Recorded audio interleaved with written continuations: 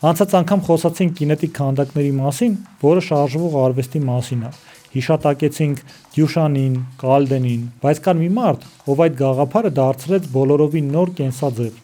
Խոսքը Թեո Յանսենի մասին է։ Նիդերլանդացի նկարիչ եւ ինժեներ Յանսենը դեռևս 1990-ականներին ստեղծեց իր առաջի մեծ մեխանիզմները, որոնց անվանեց սթրամբիստներ, թարգմանաբար ծովափնյա գազաններ։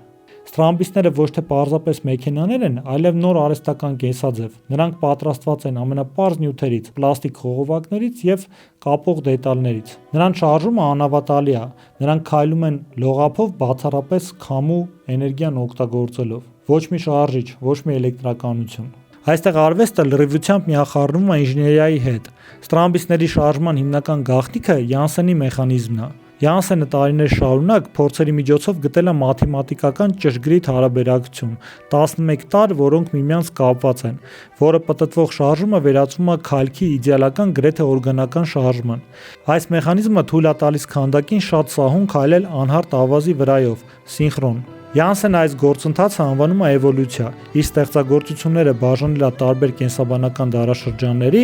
իր առաջին պրոտոտիպից մինչև հսկա անիմալիստները։ Բայց ամենազարմանալին նրանց բնազդն է, գոյատևումը ու ինքնապահպանումը։ Յանսենը նախագծում էր սթրամբիստներին հաշվի առնելով նրանց գոյատևումը։ Որոշ տեսակներ կարողանում են էներգիա կուտակել,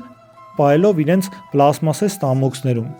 հետագայում օգտագործելով առանց քամի եղանակին։ Մյուսները ունեն շոշափուկներ, որոնք կարծես զգում են ջուրը։ Դրանք դիպչում են ծովին եւ մեխանիզմը փոխում է իր ուղղությունը խուսափելով խորտակումից։ Սա արվեստ է, որը գոյություն ունի բնության եւ ֆիզիկայի սահմաններում։ Յանսենը ասում է, արվեստի եւ ֆիզիկայի սահմանները գոյություն ունեն մենակ մեր ուղեղում։ Նրա աշխատանքը ոգեշնչել է նույնիսկ ՆԱՍԱ-ին Վեներայի համար մարսագնացներ նախագծելիս։ Եթե հետաքրքրեց, միգուցե մի սթրամբիստ էլ մի օր շրջի Սևանի ափին։ I didn't know at all how it was. By reading this book, I really dived deeper